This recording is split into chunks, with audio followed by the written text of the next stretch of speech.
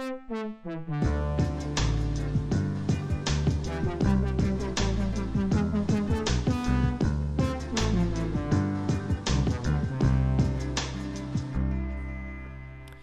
right, welcome to Researching Happy. This is episode 7. So this is a podcast all about the research world, the stories behind the studies related to, well-being, happiness, mental health. Today we have a really special guest, someone who I think is an absolute inspiration in the field. That is Professor Meike Bartels. So Meike is a professor in genetics and well-being. And I'm sure you'll be as impressed as I am when you hear her commitment to academic rigor, to collaboration, and just to generally improving the quality of the field. So Meike is the president of the International Positive Psychology Association, and you hear a little bit more about that. But really interesting to hear some of her initial thoughts of positive psychology, and now in the role as president.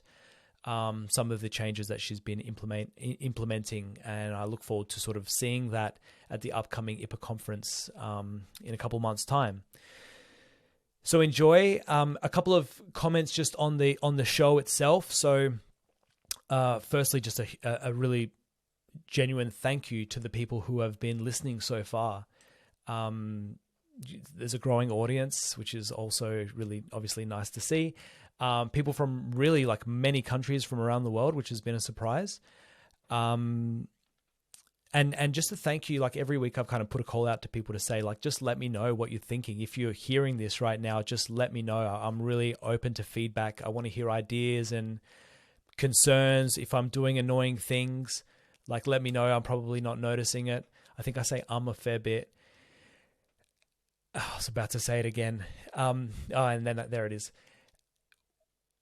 What I'm hoping to do, I think I said this like right from the very beginning, is I want to have this, try and build this show into a community of like-minded people who don't generally get a chance to have these types of discussions. And so what I want to do is probably in the next month is to try and organize like a Zoom catch-up for people who are listening. So what I'll do is I'll tap people on the shoulder who have contacted me, and let's try and build this thing.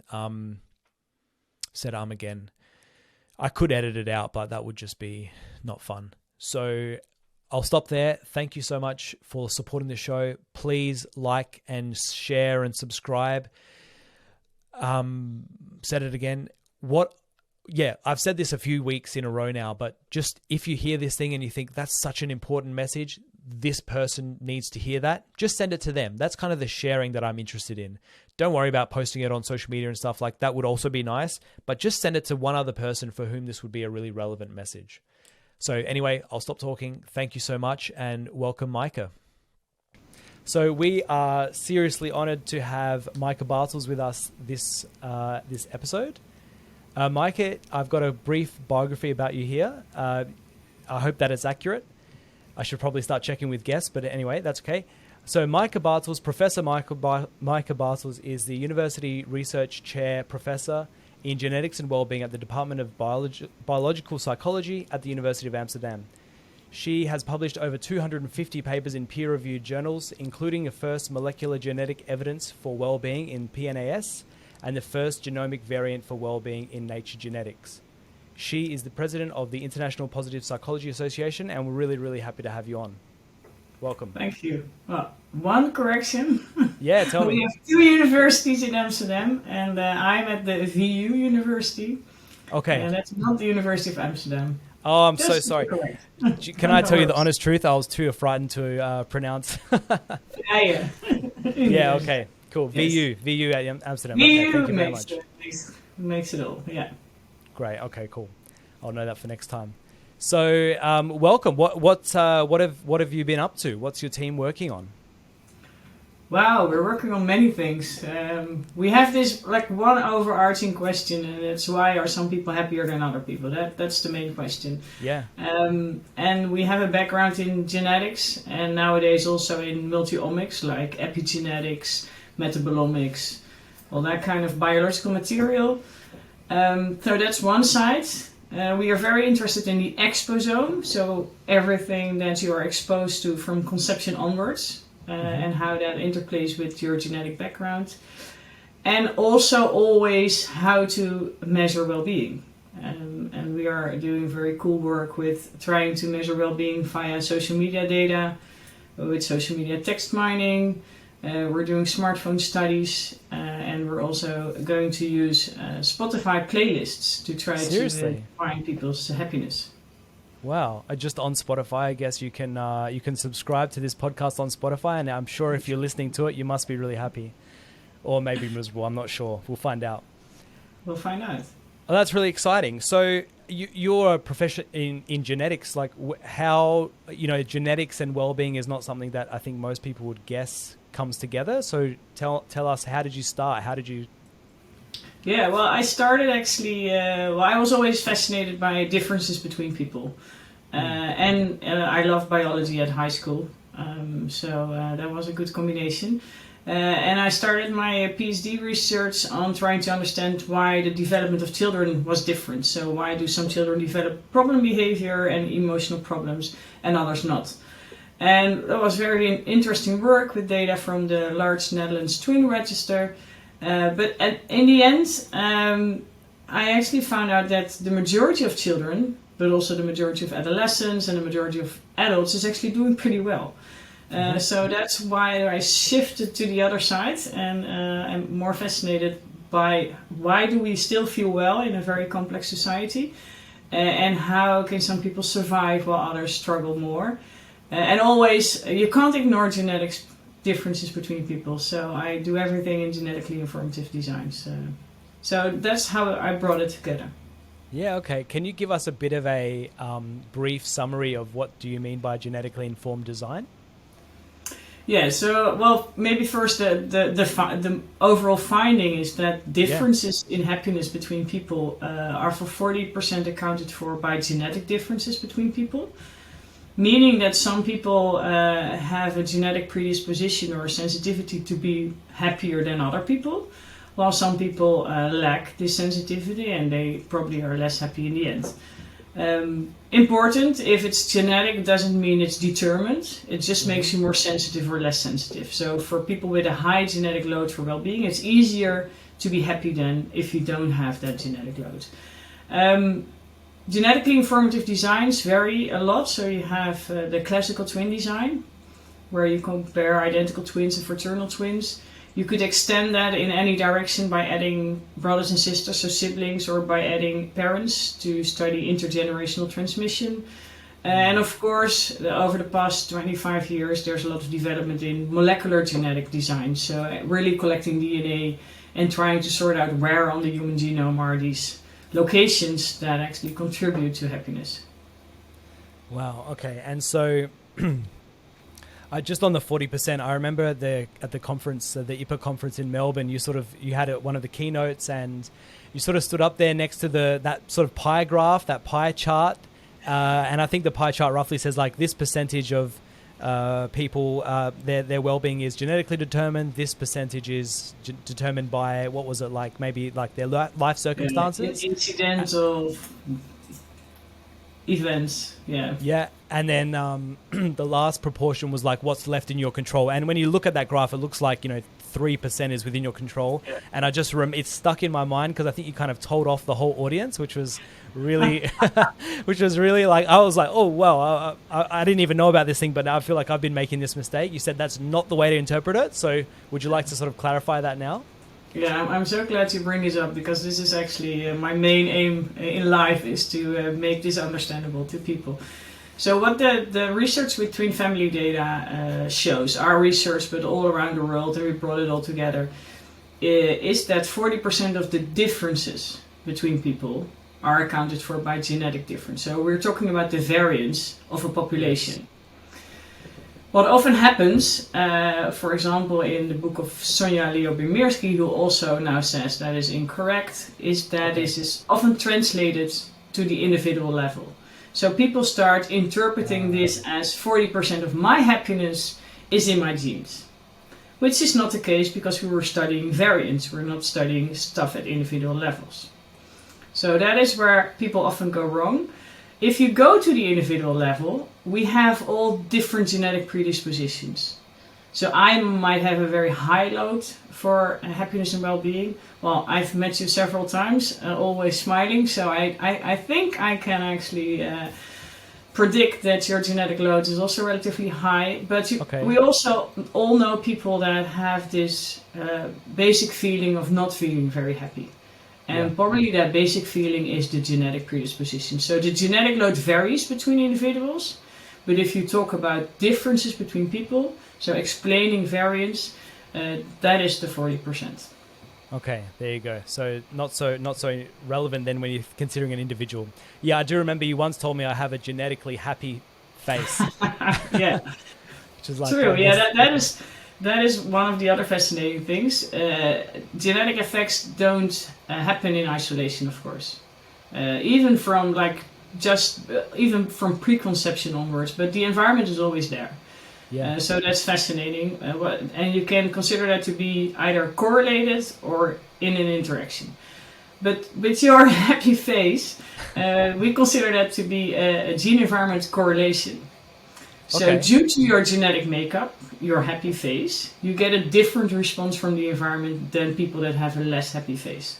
Yeah. Makes your life easier, but I think from very young onwards, people always respond very positively to you because you smile and have shining eyes. And that makes your life easier, and your face is completely built by your genotype. So your genotype actually dictates how the environment responds to you. Wow. Okay. Yeah. And you're an example, indeed. I think I even took a picture because I really want to study this in more detail. Give me pictures of people. Yeah. Okay. Yeah. I mean, I can imagine, like, say this is maybe a dumb example, but I've always thought that a lot of people like ask me for the time. I mean, it doesn't happen now that everyone has a mobile phone, but it used to be that people would ask me, and I just felt like that happened quite a lot. And maybe then, if you're a person with a genetically happy face or like an approachable face, you probably think that society is like more trusting or something, more trustworthy because you're more often having those types of interactions. And always positive interaction. And if you turn that around, if you, for example, think about very young children or young children age 4 or 5, if you don't have like this happy face or this more happy behavior, you might be a bit grumpy in the morning, for example, or you cry easily, then you get way more often a negative response from your environment than when you're this happy child. And this is your whole life. So that has a huge effect in the end. Yeah, that's amazing. I mean, people would, we are now of an age, like I am of an age with my wife and stuff where we've got little kids and our friends have little kids and it is like, it's probably something for us to consider as parents, like just because maybe one of our friends' kids like have a grumpy look on their face, like to sort of like look past that, you know, because it's actually maybe having a negative effect on them. Yeah, and in general, I always hope that that's the skill of school teachers as well, because of course they work with a big variety of children, that they actually can interact with each child in a positive way, which is probably not easy. Yeah, no, probably not. Probably not. It's a long year. My wife is actually a school teacher, so I don't think it is very easy. So then, like, what other things? So you're taking obviously into account the genetics. What about things like personality then? Does that factor into genetics, like the genetic component of personality, or is that something separate again? Like, what other factors? Yeah, no, we recently conducted a study where we looked at the overlap between well-being and personality, and it has also been done in the past. And in the past, the conclusion was, with a very nice title for a paper, well-being is just a personality thing. And we replicated the study, but not the results. So we had a way bigger sample with longitudinal data, and we showed that there is indeed an association between personality and well-being, but it's not completely the same thing. So your personality helps. So openness, for example, is positively related.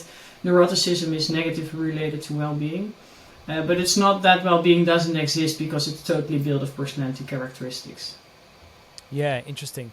That's something I do want to get to in maybe in a moment. That idea that, you know, the importance of replication in science, but more importantly, what I think I just heard from you then is that probably a better designed study with a larger sort of sample size and therefore statistical power can actually undo the results that people often take for granted. I've been seeing that on Twitter recently. That's been happening with alcohol, I think.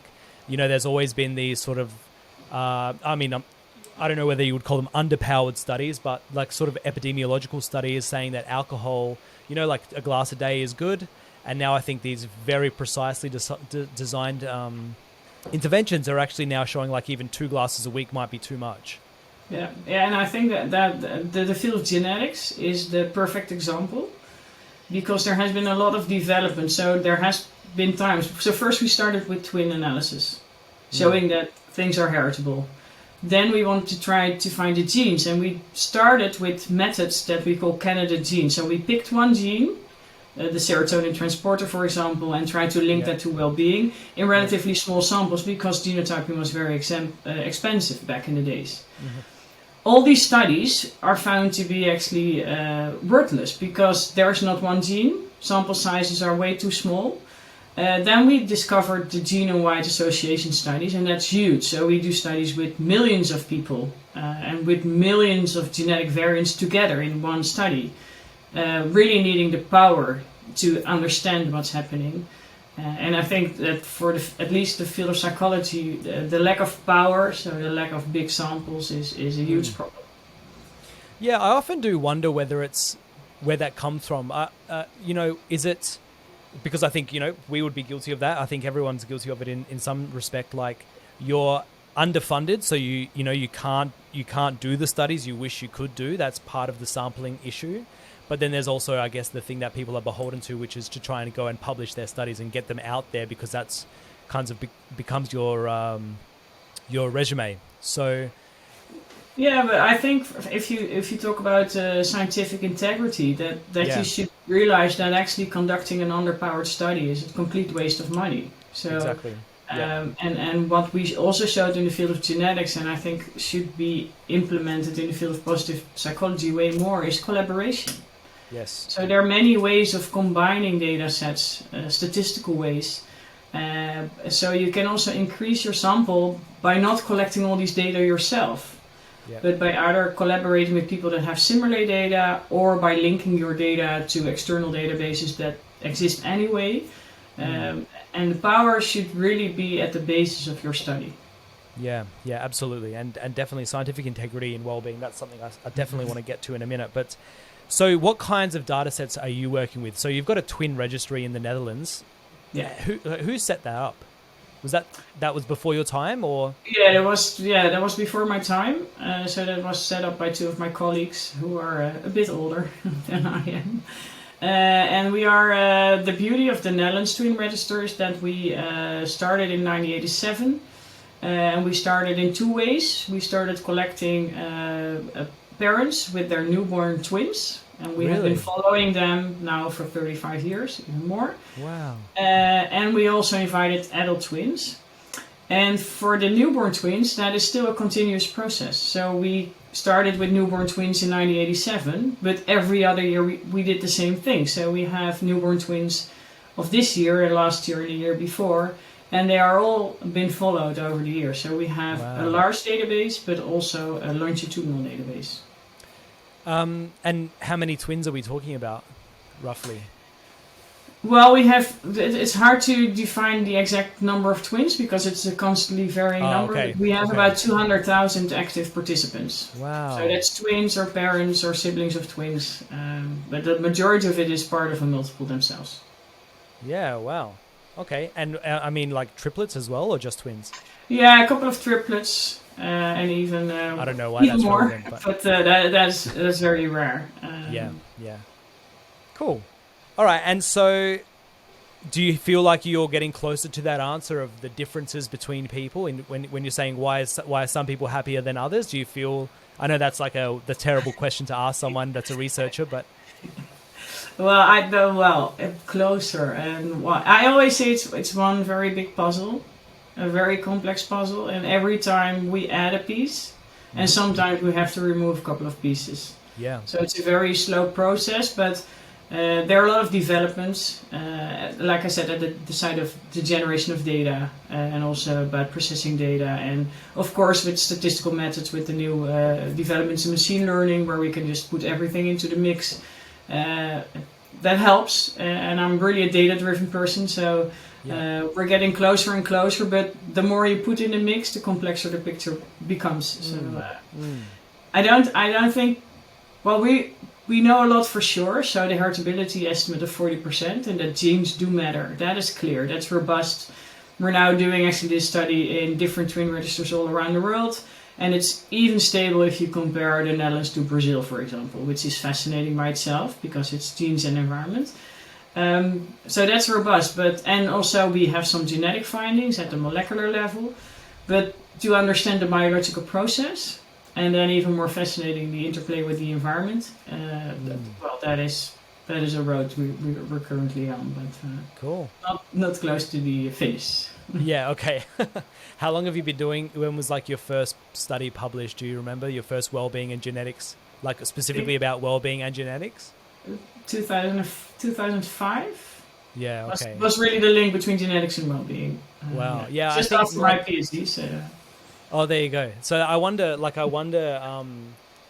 how people that are not like in the research world, how they interpret that. Like, here's a professor that's been working for 20 years on the same topic, and obviously you're doing amazing things. You've got an incredible team, and you are, I think, answering a lot of these questions, but it's a long and slow process, right? Yeah, and I think that's very important to emphasize that it's a complex system that we are studying, and it's a very slow process. And I think, for example, if you go hopefully back to the COVID-19 pandemic as it being history, there we actually were confronted by the fact that we didn't have scientific evidence, and science is slow. So we're now actually working on data on the effects of COVID, on what happened to people. And so we should also think about research that has parallel implementation processes. So the whole idea that everything should be evidence-based, I am a researcher, so I love the evidence, I love data-driven research, but we can't always wait till we have the final answer, because that will take ages. So we should work together, and that's also a plea again for collaboration with different disciplines to get things done. So what kind of collaborators would be the best collaborators for your work? So you obviously have the genetic skill set, within your team, I mean, broadly. Like, what is it that you would be looking for in terms of collaborators? Well, first of all, we collaborate with people that develop, for example, apps. We're now going to do a study in twins to do well-being interventions to see if who responds to what, essentially. And we don't have the resources nor the knowledge to build our own apps. So we use small, medium enterprises that do gamified apps, and that stuff. That's important, and of course we always want to work with policymakers because we have findings, although it sounds strange because I talk about genetics, we also study the environment, and actually the only way to study the environment is in a genetically informative design. And so, for example, we found in one of our studies that if you take all the environmental data that are possible based on your postal code, like air pollution, green space, prices of houses, sports facilities, educational facilities, all that kind of stuff, put it all in the same model, and you correct for socioeconomic status, because first of all it's all socioeconomic status. We know that. We have to find out how to solve that. But if you correct for socioeconomic status, the only factor that actually matters is safety. So I think for policymakers that's a very important finding, that regardless of socioeconomic status, of families, neighborhoods, safety is still a key factor for well-being of people. Really? So let me just make sure I understood that. So when you looked at what is the factor that best explains someone's well-being, or I'm guessing the lack of their well-being? Well, actually, what's the factor that is still significant if you have all the factors in one model? Okay. Wow. So, of course, like genetic effects, environmental effects are also small. So it's not that if we improve safety all around the world that everybody would be ridiculously happy. But it is one of the environmental factors that you can change and that you can improve, and that affects well-being. Wow. Great. Cool. Interesting. So, and obviously then that makes sense with the policy. Just on that then with policy, I'm just thinking like what's the I'm kind of interested in the sort of the dialogue across the Netherlands in terms of well-being. So, we've been working with some researchers at University of Twente. Really, really pleased. It was kind of like every time. Obviously, I work with Joop, as you know, Van Achteren, who's also is also Dutch. Every time we're looking at these papers and we're going, oh, this is a really cool paper. Where's it from? Netherlands again. Like there seems to be there's a huge amount of research interest there. Is that translating? It's kind of like you've got so many experts there. Is that translating into the government? No. Okay. No. You didn't have to think about it too long. There are of course people that try to talk about and discuss the economy of well-being, to summarize it in one sentence. But our society is still mainly driven by our GDP measures. To my opinion, we need both. We can't do without any economic process or progress or money. But I think human well-being in the end is way more important. So we have to balance and at least consider well-being as an important factor for policy making. Okay, okay, cool. So that's kind of it's kind of disappointing, I guess, from the outside, because it's like you've got probably like 3 or 4 leading professors in the well-being space in the Netherlands. It's not a huge country, so 3 or 4 professors, I feel like is like pretty good ratio. You mean that our impact is actually absent? Yeah, no. I think one of the reasons that we have more people focusing on well-being is, of course, that we are a country that is doing well, and it's easier to have a focus also in research on well-being if you are in a well-developed country. That's of course important. But there's still this really big gap between policymakers and researchers, and we of course try to bridge the gap, but it's not easy. Have you seen that work well anywhere in the world? Bridging that gap? Well, no, I'm of course aware of countries that have focused more on well-being, like your neighbor country, New Zealand, for example. I don't think that in a lot of policy making, research is really taken into account. Yeah. And I think that is a big mistake, because I see a lot of things developed in the Netherlands, and I think, well, what's the evidence, and why would you invest all these amounts of money without knowing if it works, or if it works for whom, which is the most important question. Yeah, for whom, absolutely. And so if you had like your magic wand and you could change like a few things very quickly and make them oriented towards well-being, what might they be? Well, I think I would try to get rid of the one-size-fits-all approach in our educational system. Yeah. So we have a very strict, well-developed, well-functioning, but strict educational system with more and more, but still insufficient room for developing your own skills. So you have to take courses way too long. I took languages till I was like 16, and I hate languages. So I was more oriented on the biology, math, chemistry courses, and still had to invest a lot of time to learn German, as an example. Well, never used it. So I think we should specify way more in the beginning, and not in level. It's just in interest and skills. And make well-being an important part of curricula at any age group in schools. I think would be very important. And not as a main topic, but also as a way to monitor the development of children. So we have a very well-developed pupil monitoring system in the Netherlands for cognitive development. And we have standardized tests, and these data are used to actually predict how they will do in the next level of schooling.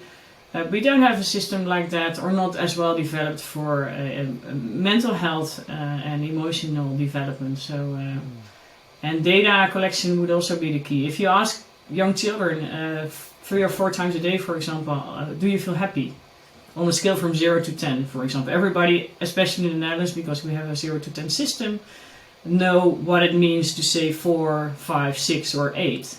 Yeah. And if you just let them do that, press a button, for example, 3 times a day for weeks, you have this major database. And I think you can predict the development of a child way better based on these data than on any cognitive test that you do.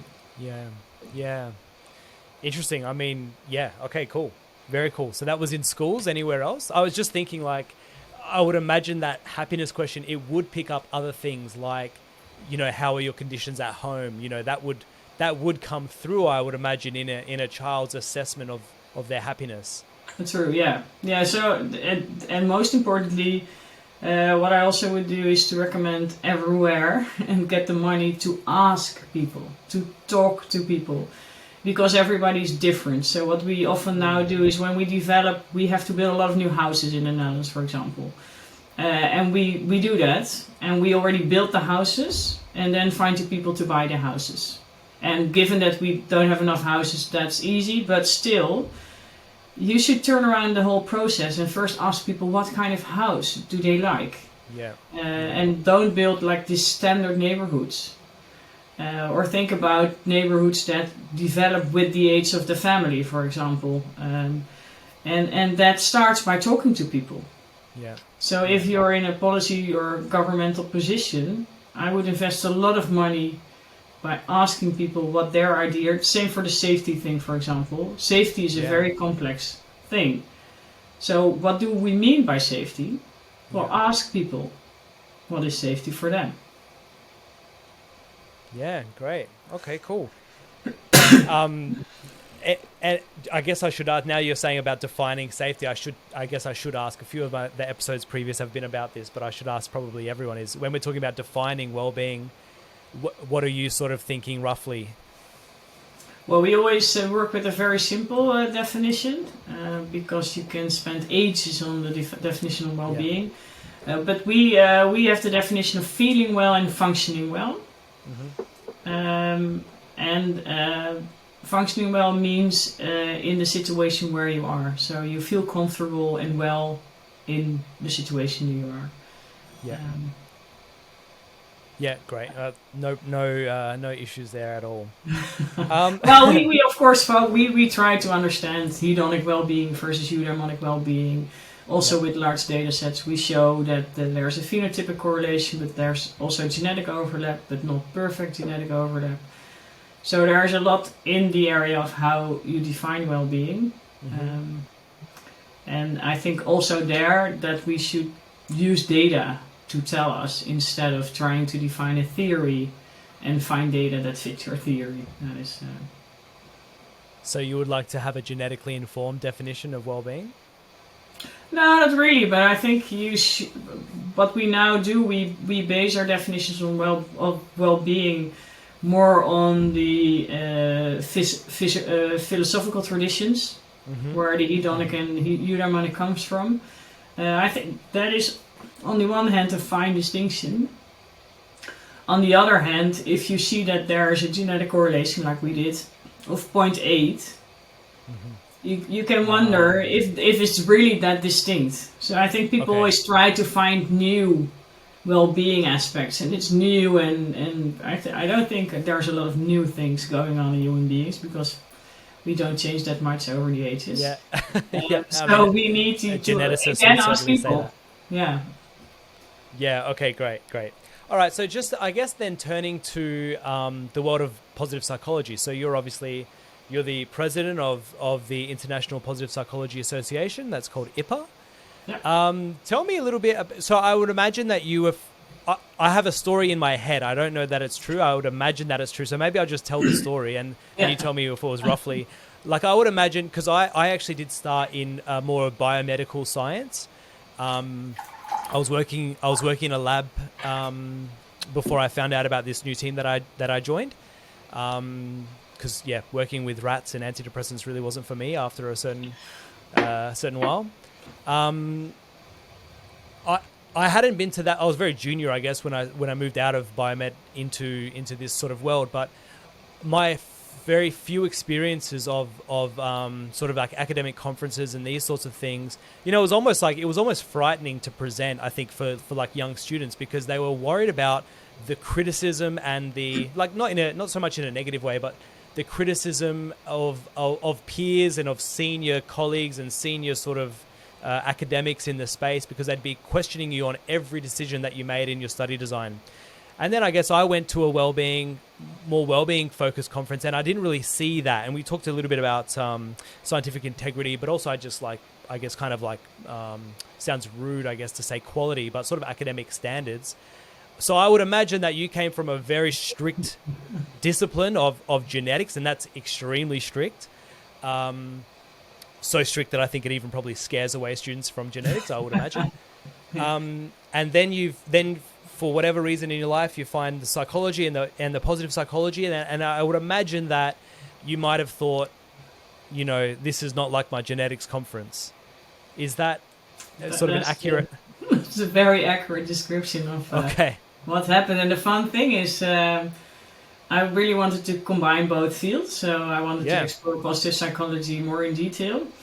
And there are some wonderful aspects of IPPA and positive psychology in general, is that it's very interdisciplinary, and it really has a link between science and practice.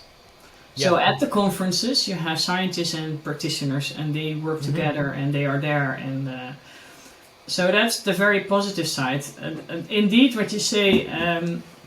I always have been struggling, and as a president work on the scientific quality of the work. So my biggest surprise in the first time I was at the IPPA conference in 2004, maybe I don't even remember, I saw presentations without even mentioning sample size or p-value thresholds. And I was just blown away by the strong conclusions that were drawn based on I didn't know based on what, actually. Yeah. And I guess just to pause there as well, like you're saying maybe at a genetics conference, or if you were a student presenting that, you would be failed for not mentioning these things. That's how fundamental this information is. Yeah. No, it starts with sample size and what is your p-value threshold. So where do you base your conclusion on? What do you consider to be significant or not?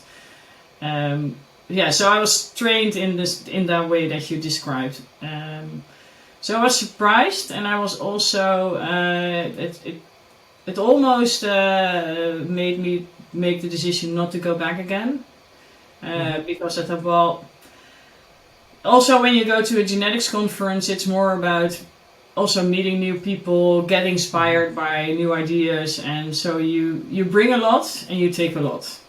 And in the beginning for IPPA, it was more, okay, we bring the science and you take it home. And so it was a very strange atmosphere to my sense. So then I thought, well, I'm not sure if I'm coming back. We also had a wellbeing or a genetic symposium, and I think we had 4 people in the audience. Okay. So I thought, well, okay, they are not even interested in the topic. It's all about believing and yoga and change well-being and all that. And then I met Barbara Fredrickson, of course well known to many people, and she's a scientist, and she said, well, if we all step out, that doesn't help. So you have to stay on, and you even have to try to get a leadership role to make the change. And that has been an interesting experience. I think we are better balanced, so we don't have a main stage filled with only talks about people that believe that happiness is important, but really show data. Yep. On the other hand, we are still bringing together practitioners and scientists, so I think we are doing pretty well in that sense. But there's still a lot to improve. Yeah, look, and I think that I think you're exactly right. The practitioners, there are reciprocal benefits, and if we're now talking about conferences specifically, if they could be structured in a way such that the researchers could get more out of the practitioners and vice versa, then it makes a lot of sense. It becomes sort of like this reciprocal sort of environment. And so we have the IPPA conference coming up. You're now the president of the association. So what are the sort of changes that you've like? Can a president make big changes? I have no idea. No. Okay. No. It's really teamwork. So and teamwork with a lot of people with different backgrounds. So I can only safeguard things like if we select abstracts or talks, it should be sample size should be mentioned, for example. That's important. What we did, we introduced the Science for Scientists Day already a couple of conferences ago, to also give this day there where scientists can meet and discuss and discuss collaborations or whatever. So to also give the bit of I get something back feeling. As a president, but I'm also part of the program team. We really discuss who we invite.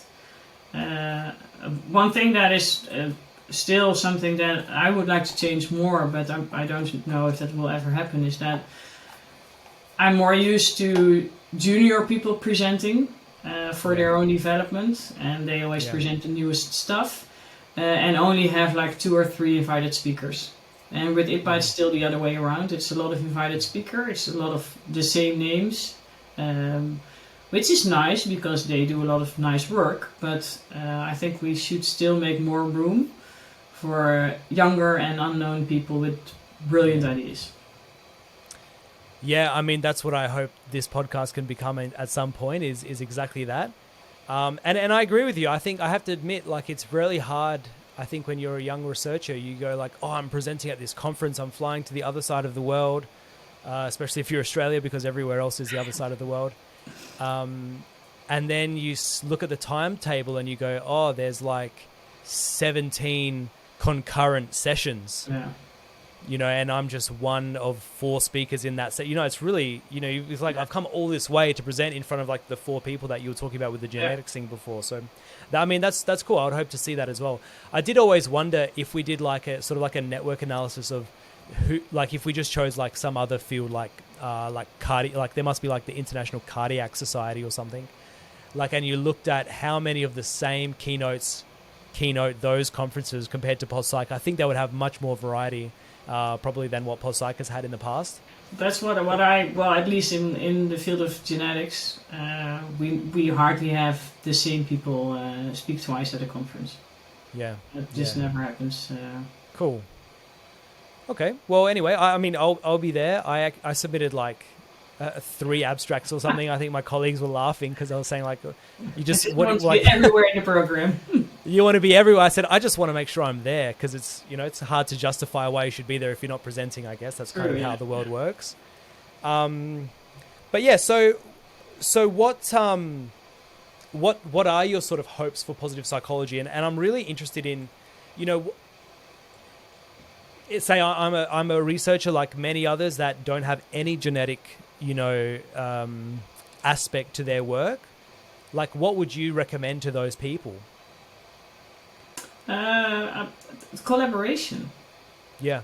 I think the thing that often goes wrong in the broader field of psychology, but in any other area also, is that people think if I don't know it, I should learn it and also do it. Yeah. That's not the way. I think I have certain expertise and you have other expertise. And we should combine it and we should acknowledge what we don't know. And that's for scientists is, well, a big step. But I think if you embrace the idea that you only know a tiny bit of the total puzzle, it helps a lot in collaborations because, and it also helps that we don't waste money and time on small samples that, for example, now start collecting genetic data. It would be ridiculous given the existing genetic data around the world to start a new cohort study somewhere. these data are available. There are possibilities for collaborations. You have the UK Biobank, for example, with 500,000 people.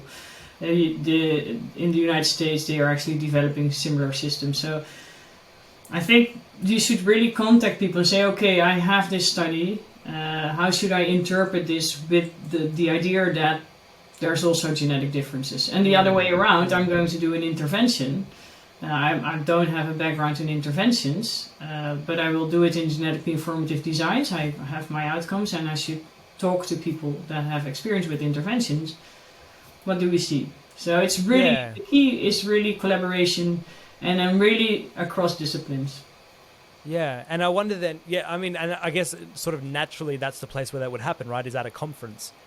I almost find myself like, I don't know if jealous is the right word, but you see these like old photos of, I don't know, like you know, Freud and stuff, and they would go to these conferences of like 15, 20 people. I mean, they were all men at that time. Sit and think and talk.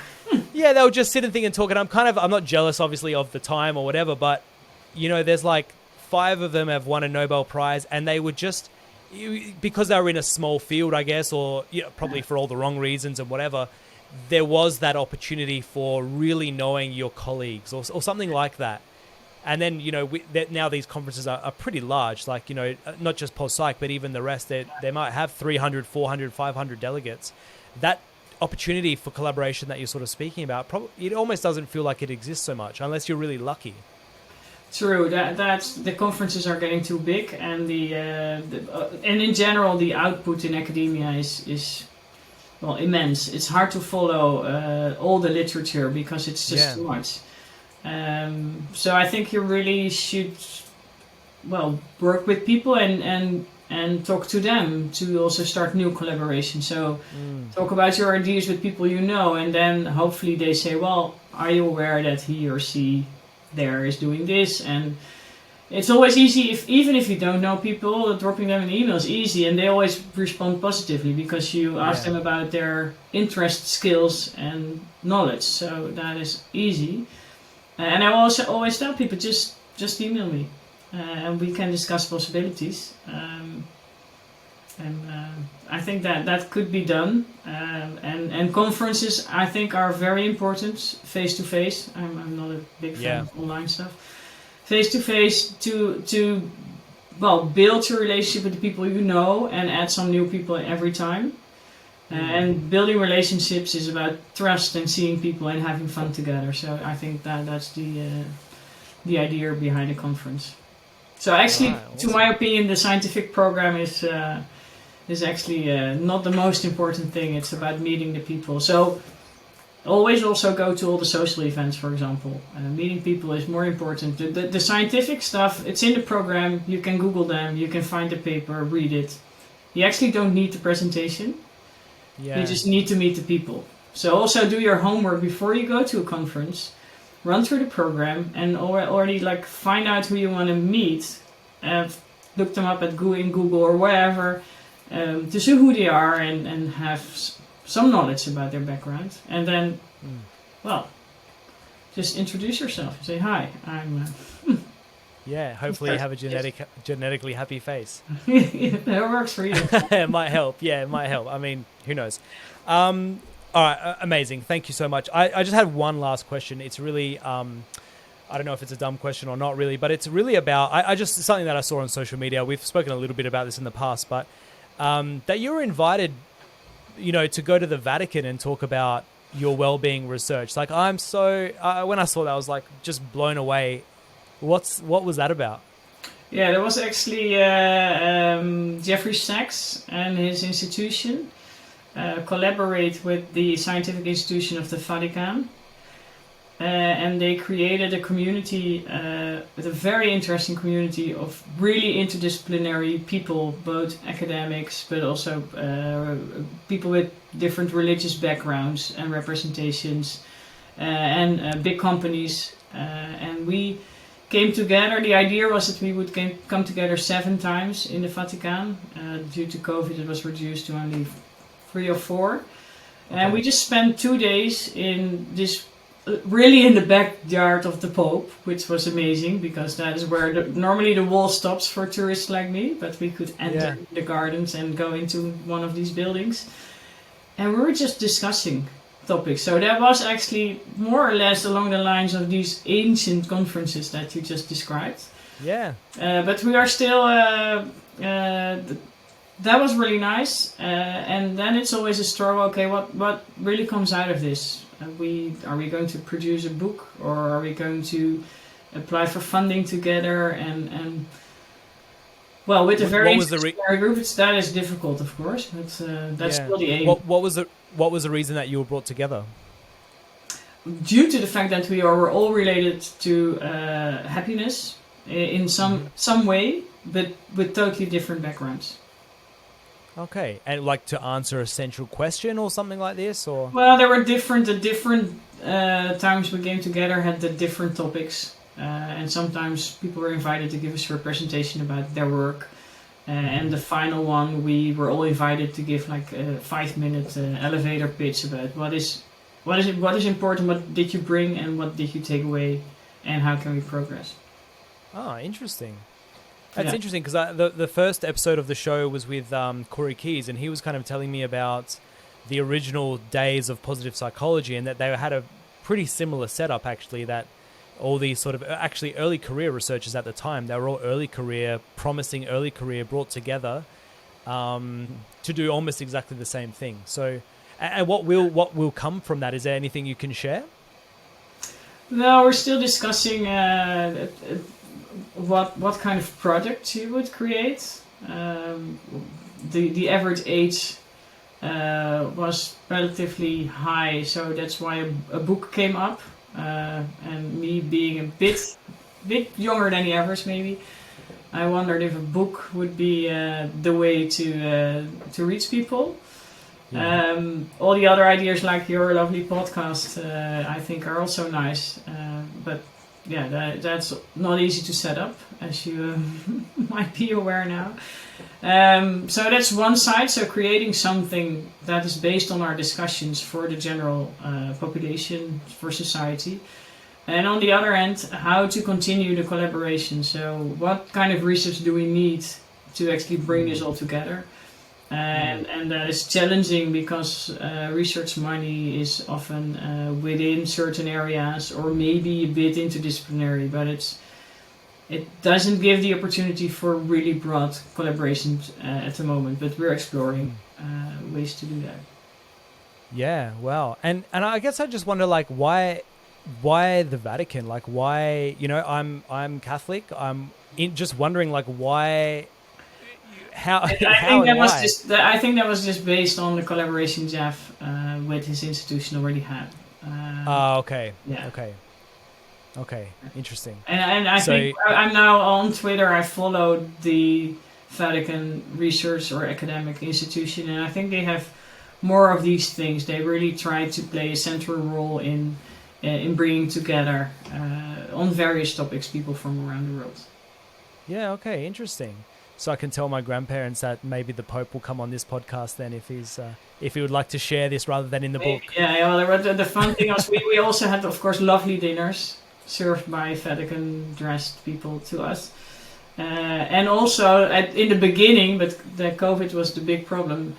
One or two people of the group were invited to stay in the building and sleep in the building in the Vatican, where the Pope often also walks around.